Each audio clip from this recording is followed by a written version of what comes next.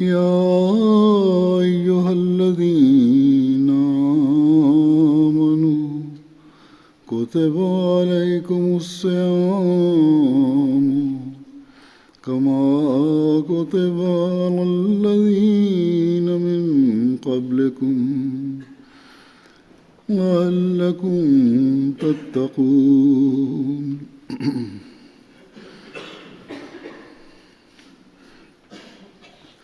اے وہ لوگو جو ایمان لائے ہو، تم پر روزے اسی طرح فرض کر دیے گئے ہیں جس طرح تم سے پہلے لوگوں پر فرض کیے گئے تھے، تاکہ تم تقوی اختیار کرو۔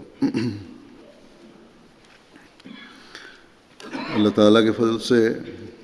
ہمیں ایک اور رمضان کے مہینے سے گزرنے کی توفیق مل رہی ہے،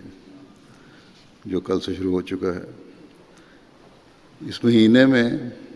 مسلمانوں کی بڑی تعداد روزے کے ساتھ مسجد میں نمازوں اور تراویح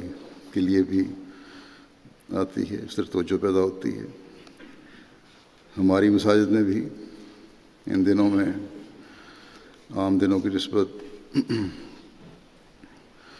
زیادہ آبادی ہوتی ہے۔ یہ آیت جو میں نے تلاوت کی ہے،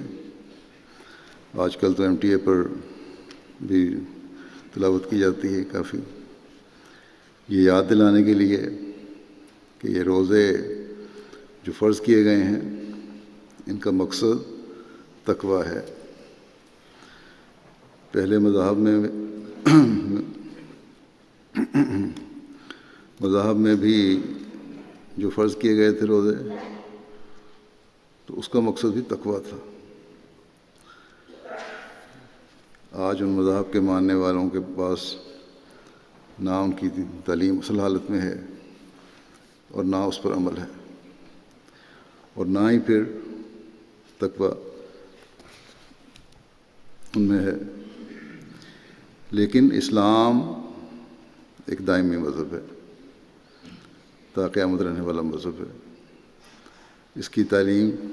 دائمی ہے، اور قرآن کریم دنیا کے ہر کونے میں آج اپنی اصل حالت میں محفوظ ہے، اور تقوی پر چلنے والوں کے لیے ہدایت ہے، یا اس کی تعلیم پر عمل کرنے والے ہمیشہ تقوی پر چلنے والے ہوں گے، ان کے لیے ایک رہنمائی ہے۔ اور پھر آخری زمانے میں ہماری اصلاح اور قرآن کریم کی اشاعت اور اس پر عمل کرنے کی طرف توجہ دلانے اور راستے دکھانے کے لیے اللہ تعالیٰ نے حضرت مسیح موعود علیہ السلام کو بھیجا اور ہمیں آپ کو ماننے کی توفیق عطا فرمائی۔